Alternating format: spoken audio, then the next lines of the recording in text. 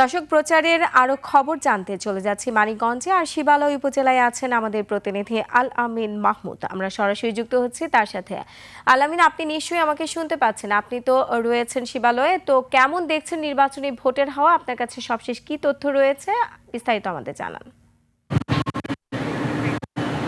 ধন্যবাদ রোমানা। আমি রয়েছি পদ্মা ঘেঁষে যে পদ্মা বিশিষ্ট এলাকাগুলো সেখানে রয়েছি।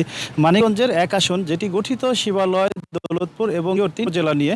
এখানে মোট ভোটার সংখ্যা রয়েছে 4,61,942 জন। এখানে বেশিরভাগ ভোটারই কিন্তু নদী বেষ্টিত এলাকায়। নদীর যে ভাঙন সেই বিষয়ে কিন্তু তাদের বেশি সজাগ থাকা, তারা সবসময়ের জন্য প্রত্যাশা রাখছে যে এখানে যারা এই নদী বেড়িবাঁধ তৈরি করা কিংবা যারা নদী কাজ করবে কিংবা প্রতিশ্রুতি দিয়েছেন এখানে দ্বিতীয় পদ্মা সেতু করা হবে, সেই বিষয়গুলো নিয়ে কিন্তু তারা প্রত্যাশা করছেন একজন জনপ্রতিনিধি আসুক যারা মানুষের সাধারণ মানুষ ভেবে তারা কাজ করবে। ভোটারদের প্রত্যাশা যেমন রয়েছে তেমনি যারা প্রার্থী রয়েছেন তারা কিন্তু বিভিন্ন প্রতিশ্রুতি দিচ্ছেন যে তারা ক্ষমতায় আসলে তারা কিন্তু এই আসনের ব্যাপক উন্নয়ন করবেন। মানিকগঞ্জ জেলাটি কিন্তু নদী বেষ্টিত একটা জেলা, যেখানে কিন্তু অনেকগুলো নদী রয়েছে। পদ্মা যমুনা পাশে কিন্তু এই উপজেলাটি রয়েছে। শিবালয় এমন একটি রয়েছে, সেখানে তারা কিন্তু জানিয়েছে এখানে চরটিকে আন্তর্জাতিক বাণিজ্য কেন্দ্র করা হবে।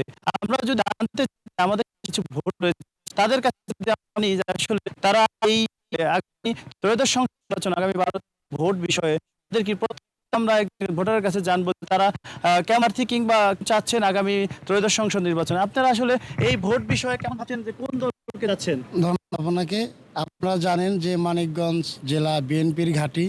এখানে 18তে আমাদের বিএনপি থেকে মনোনয়ন দিয়েছিল এস এ কবির জিন্না ভাইকে, এবারও তাকে নমিনেশন দিয়েছে। সে 18 সন থেকে